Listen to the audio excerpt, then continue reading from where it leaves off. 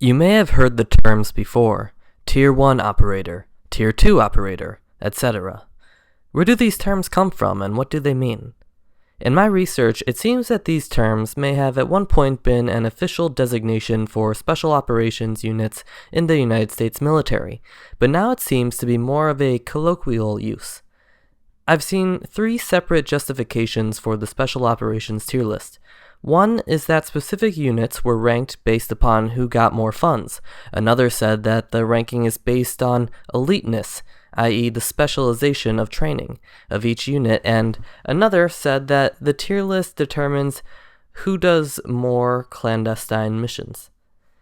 It is difficult to pinpoint which justification is correct, or if they're all correct, but in the scheme of things, I do not think that it matters. View the list and come to your own conclusions. Before I start explaining each unit and what exactly they do, let me tell you that I have never been in the military, and what I'm saying to you comes from my own research, not my experience. But please note that although military units are being ranked, I'm not saying one unit is better than any other. I'm only speaking on what I've found based upon my research.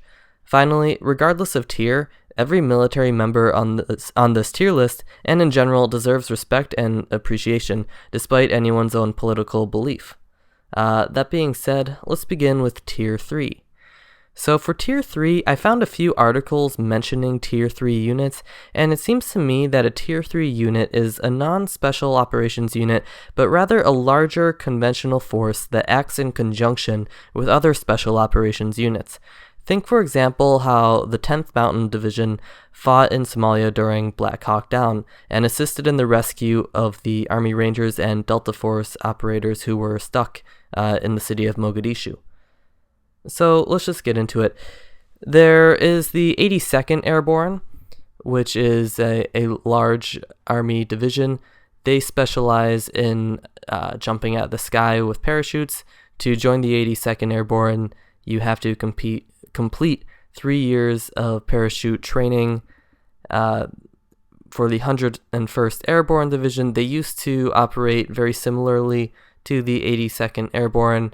However, I believe it was in the 90s, they switched over from parachuting to air assault, which focuses more on the use of helicopters. Although I believe the 82nd Airborne and the 101st Airborne, they do a lot of the same stuff. They're both light infantry.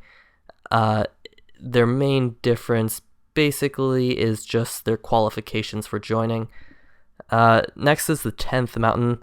I've mentioned the 10th Mountain just a minute ago. They're located in Fort Hood in New York.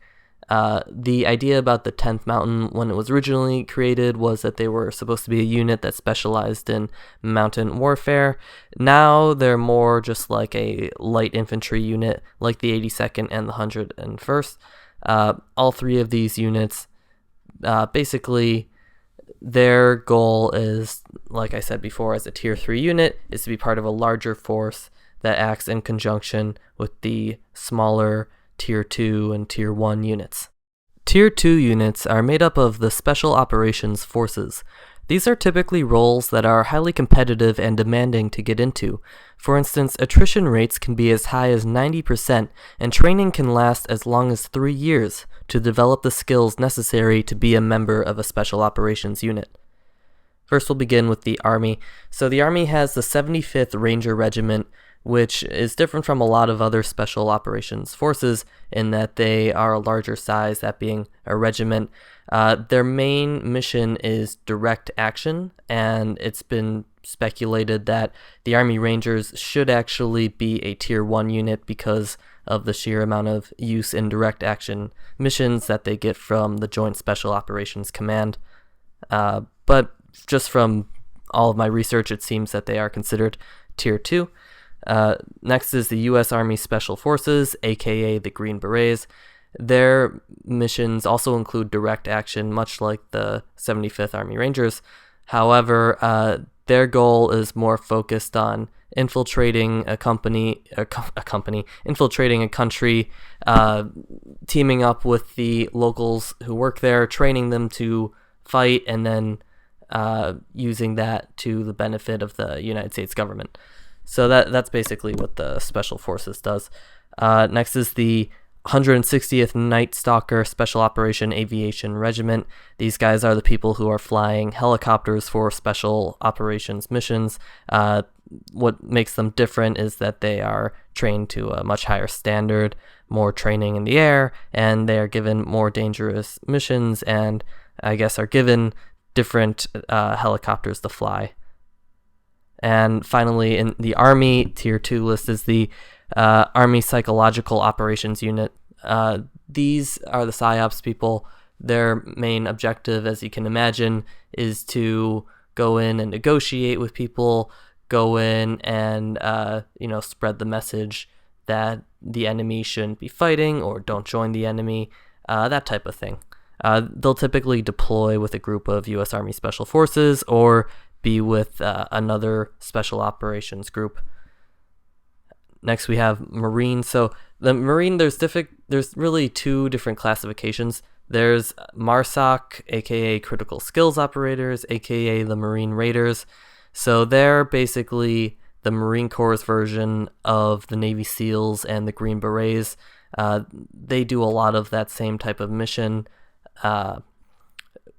What's different from the other special operations groups within the Marine Corps is that they are the only ones that are officially a part of the Joint Special Operations Command, meaning that they are under the control, really. They're under a different umbrella than the Marine Corps. So in the Marine Corps, there's also Marine Battalion Recon and Marine Force Recon. All Recon Marines complete basic recon training and receive additional other training. It's just that the difference between battalion and force is that Force Recon recruits from Battalion Recon, and generally they have more direct action missions and go farther in reconnaissance, where Battalion has more recon-based missions, but they don't go as far away from the rest of the Marine Corps unit. The difference between Recon and MARSOC is really the umbrella which they're under, although I guess you could say that a Marine Raider would be more similar in the same vein as a Green Beret, where Recon is kind of its own specific thing. All right, so next we have the Navy. So in the Navy, there's the Navy SEALs. Everyone knows about the Navy SEALs. They specialize in basically water, direct action missions, lakes, diving, reconnaissance, underwater reconnaissance, direct action, all that stuff. And then we also have Navy Swick. They're also a special operations group in the U.S. Navy. They are basically in charge of brown water operations. So think back in Vietnam, there were a lot of rivers, right? And then we needed to patrol those rivers, the U.S. military. So they put people on boats, and basically Navy Swick grew out of that. They work a lot with the Navy SEALs, being that they are on the boats and they, doing that same similar vein of responsibility.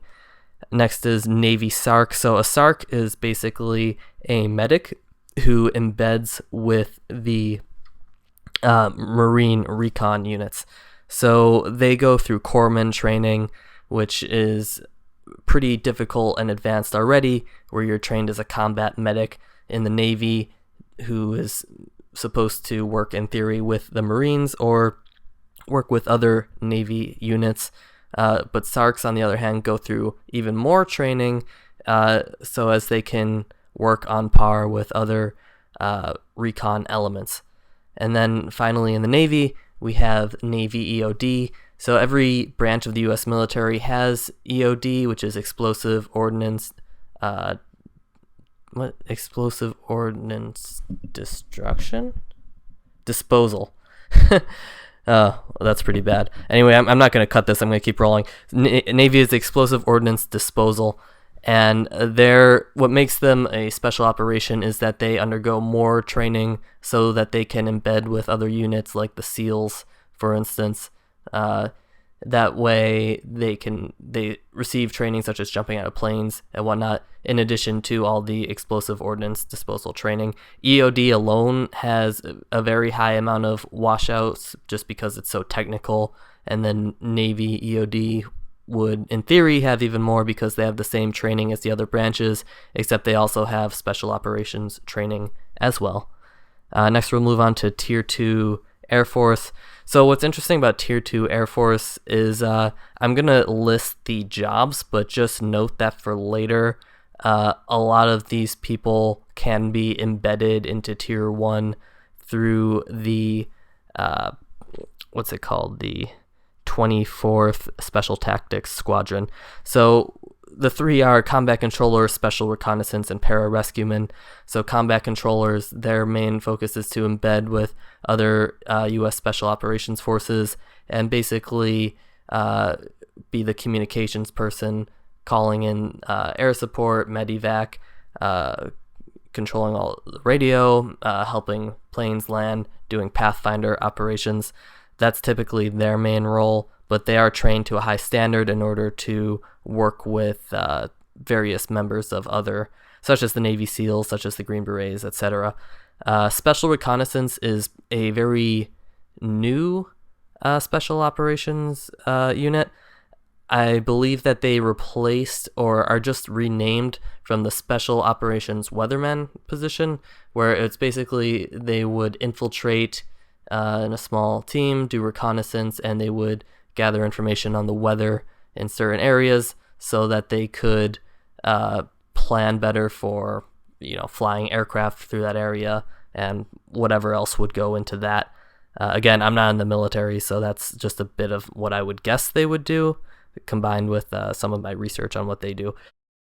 And then the final Tier 2 Special Operations group is Pararescuemen. If you've ever seen Surviving the Cut, you know that they have a crazy high attrition rate. I think it's around 90%, and it is about 3 years of training. Their main goal, obviously from the name, is to rescue downed pilots or people who are basically trapped behind enemy lines. Tier 1 operators are the most mysterious and likely the most experienced. Many of these units recruit from Tier 2 and even some Tier 3 units, such as the 82nd Airborne, and put these recruits through further testing in search for who would be the best fit on their teams. I can't really speak on what qualities Tier 1 units look for, but I imagine that the standards are incredibly high in order to turn down such highly trained and advanced Tier 2 special operators. So let's just begin with the U.S. Army Delta Force. So Delta Force is kind of interesting in that everyone knows about Delta Force, but it is technically a secret. From what I've been able to research, their main focus is counterterrorism and direct action. That's also similar, basically the same to DevGru, aka SEAL Team 6, who's most famous for taking down Osama bin Laden. They're also focused on counterterrorism and direct action, except I guess they have more of a maritime focus. Next is the Ranger Regimental Reconnaissance Company. So this is a group within the Army Rangers that is selected from what I would expect as the Army Rangers. Perhaps they might even select others from outside the Army Rangers, depending on, what their background is. But their main goal is, I would assume, reconnaissance, but likely would also encompass direct action and counterterrorism. Next is the Intelligence Support Activity. They are basically the intelligence arm of the Tier 1 units. So it's hard to say exactly what they do, but if you think about what the CIA does and what a spy is, they are the military's version of that. And then finally is the Air Force 24th Special Tactics Squadron. Like I said before when I was going through Tier 2, this is made up of combat controllers, special reconnaissance, pararescuemen, and TAC-P, which is something I really didn't get into because it's a bit complicated. But you can look that up yourself, I guess, what a TAC-P is. It's similar to a combat controller. But what they do is they embed with these other groups, and I'm sure that they have to go through more training and such in order to do that. Anyway, so that's a brief overview of the U.S. military tier list and how it works. Again, I made this video and I made the tier list on Tier Maker, but I didn't really decide who's better, who deserves to be Tier 1, Tier 2, etc. This is all just information that I've gleaned from online saying, what is a Tier 1, what is a Tier 2. So that's going to be the end of the video. Thanks for watching. Last week or a few days ago, I posted a video called the murder tier list. If you're watching this on the website Tier Maker, maybe you saw it pop up briefly, but it did get taken down, I guess, because it was called the murder tier list. It's basically a video breaking down all the classifications of homicide in the legal context. It's a pretty short video and pretty interesting, so give it a check if you haven't seen it yet. So other than that, thank you for watching. Have a good day. Bye-bye.